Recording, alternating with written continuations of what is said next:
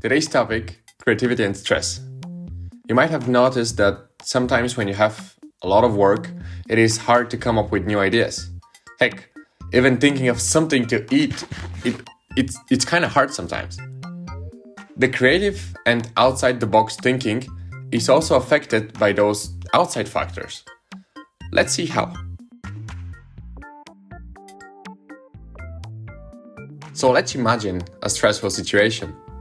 The holidays just ended, you are chill and relaxed, and then you're back to uni, struggling and constantly thinking to yourself, who was the sick mind that set me up for that?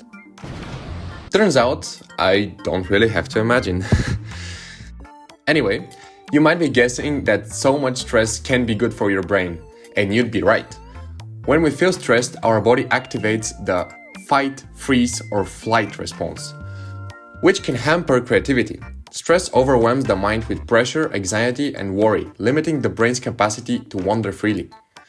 This response often leads to a tunnel vision effect, where our focus narrows down to the immediate problem at hand, thus reducing our ability to see things from multiple perspectives, and we kinda need that to be creative.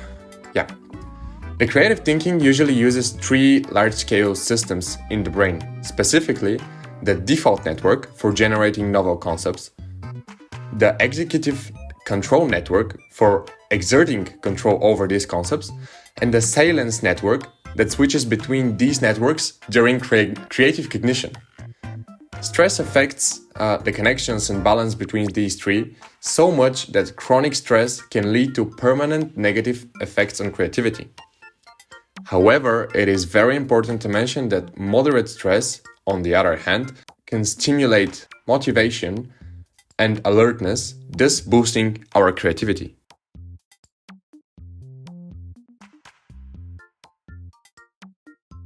Now, as a wise friend of mine once said, man is by nature a social animal. There are always relations between the individual and the society. Some of them are conscious and some we don't even realize that they existed. Whether you've experienced it yourself or not, there is a fear in one's mind when it comes to creating something new.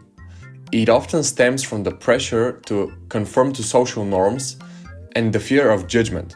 Creative individuals can be perceived as odd or misunderstood.